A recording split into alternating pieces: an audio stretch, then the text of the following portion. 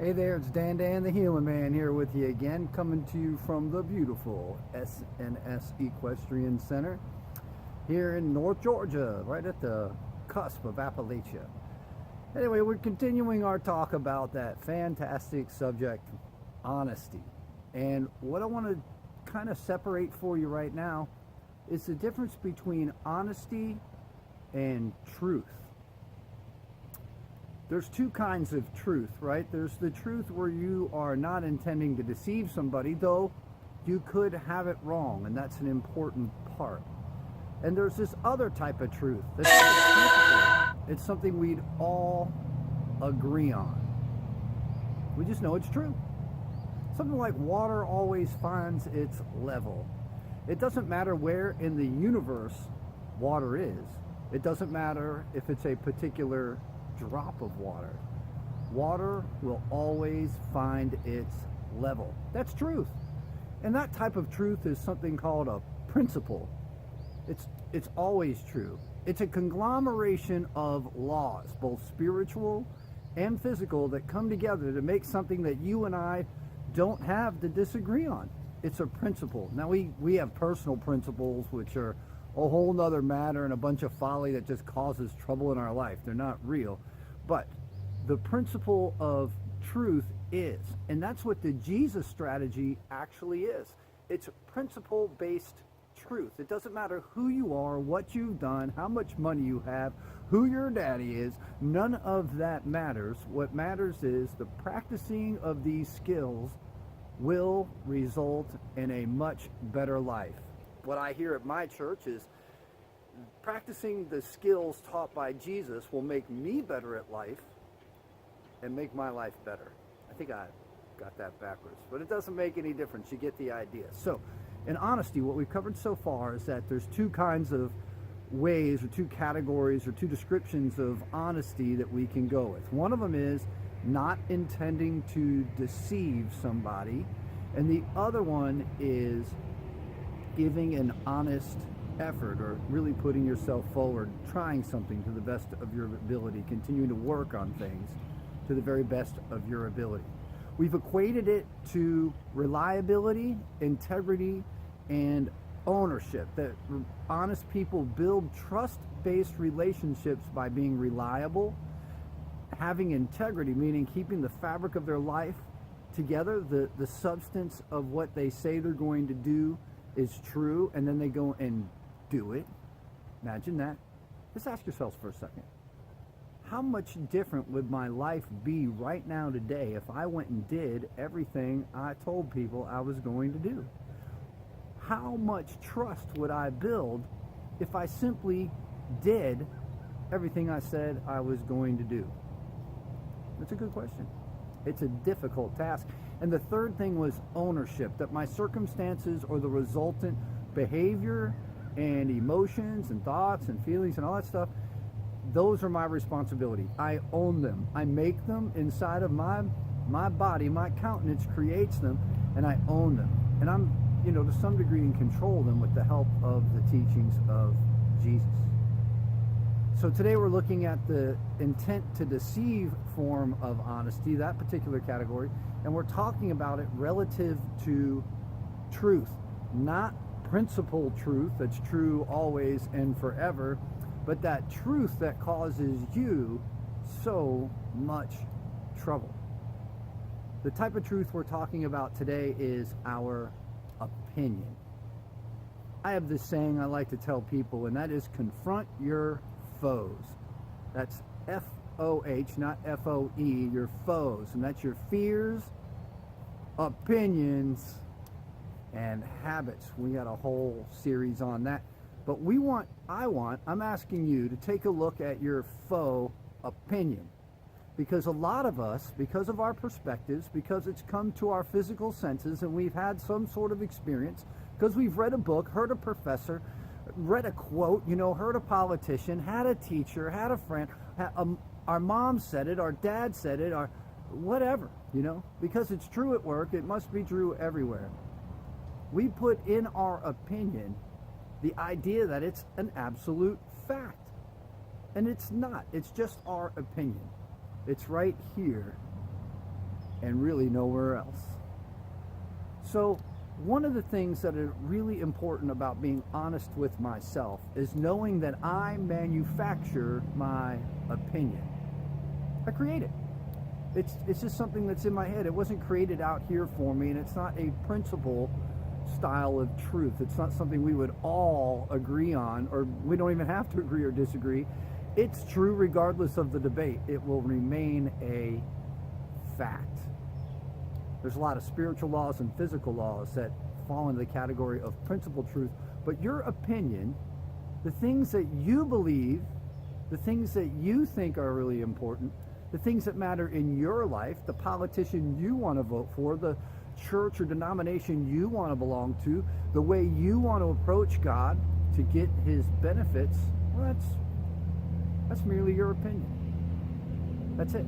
And it may work for you. It's not that it's not true for you. It's that sometimes we put them out as statements of fact, which they are not. They are not. So when I state my opinion as a fact, I'm practicing a type of dishonesty that sets my relationships away from where I want them to be. When I state my opinion as a fact, I create a barrier to trust. When I state my opinions as a fact, I am not producing reliable information. My behavior is lacking integrity, and I'm not owning the effects that I'm having on other people. These are important things to think about. Stating my opinion as a fact is the wrong thing to do. So here's something that may be really, really helpful and interesting to you. When I state my opinion as a fact, I often find myself frustrated, even angry, perhaps bitter. Maybe I take it all the way to resentful, judgmental about the people I'm stating it to or the group I'm stating it to. This is particularly true with politics and religion, isn't it? That I have an opinion and I'm welcome to it, you know. Why not? Why not have an opinion? But I have an opinion and I put it out there as the truth. And I try to evangelize others to my point of view. All the while, what I'm doing is digging them into their point of view harder and harder and harder.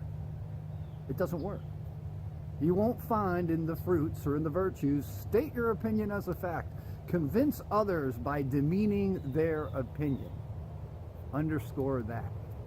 Demeaning, devaluing, discounting somebody else's opinion, their experience that they're welcome to, that they're welcome to have on their own. That the way they want to approach things based on that opinion is up to them. After all, they've got to own the results, right? That they're welcome to it. When I come at somebody with my opinion, I devalue their opinion. And if I'm wanting to build relationships using the skills taught by Jesus, well, I'm failing miserably when I do that. It doesn't matter what side I'm coming from or how passionate I might be about what I have to say. What matters is how I respect and treat other people. So if I'm going to be honest with myself, if I wish not to deceive myself, I will do my best to see other people and their opinions in the light that God sees them, which is that they are divinely created. They are divinely intelligent. They are made of the same substances as I. That they required a supernova explosion, just like me, somewhere out in this universe, somewhere beyond, perhaps, to be created. They're that important. And when I can listen to their opinion, I can find common ground. When I listen to other people's opinions, I can develop a greater knowledge. It's the diversity of opinion that makes people so interesting. I used to be so frustrated politically. Oh my God. You know, I wanted you to believe as I believe and think what I think and do as I do, or you're just an idiot, you know. I'm right. And anybody who doesn't agree with that is wrong. You know people like that. I was one of those people. It's so frustrating. Oh my God.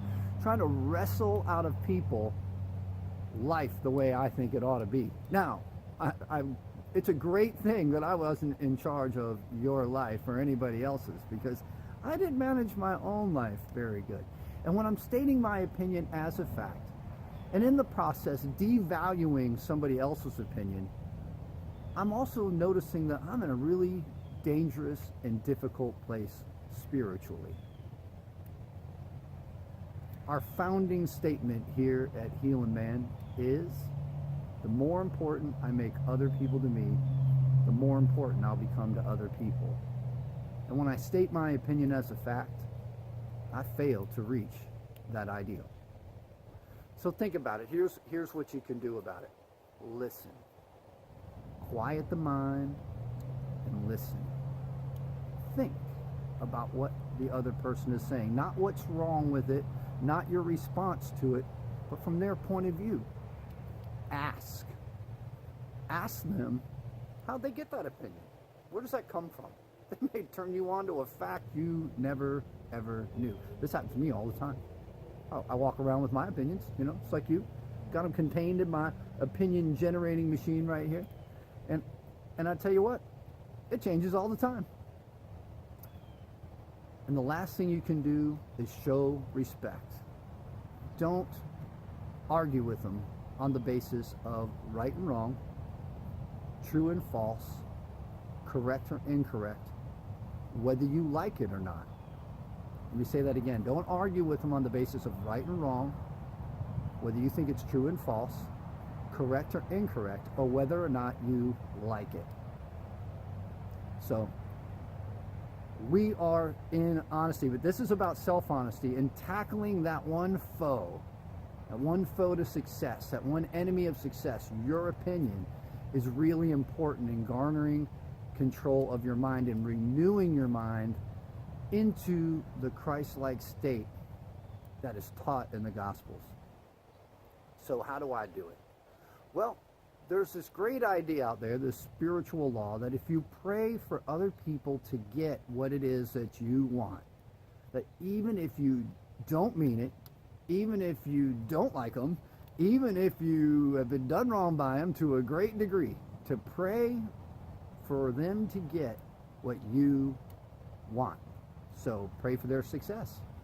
Pray that they have great relationships. Put out into this world for others what you want to get out of the world. Think about that.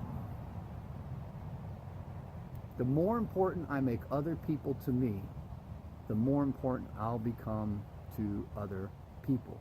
And we learn that, that's my summary, we learn that from a guy who is undeniably the most important human being to walk on planet Earth relative to our society today. He's pretty important. And whether you believe in Jesus or not makes no difference. You know exactly who he is, and you understand that this book that was put together to tell us about his life and to tell us about the people he taught and how they went and taught others, called the Bible, you know about that too. Whether you've read it or not, you know about it. Few things are universally known, like the name Jesus Christ and the book that tells us what he taught. So I hope you guys have a great day. Move forward today.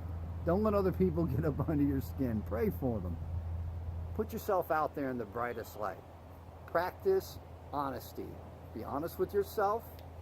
Don't deceive people. Be reliable. Have integrity. Own your circumstances. And today what we talked about is make sure your opinion stays only yours. In doing so, you'll find people love talking to you about all kinds of things, and that you will expand your own horizons. Have a great day.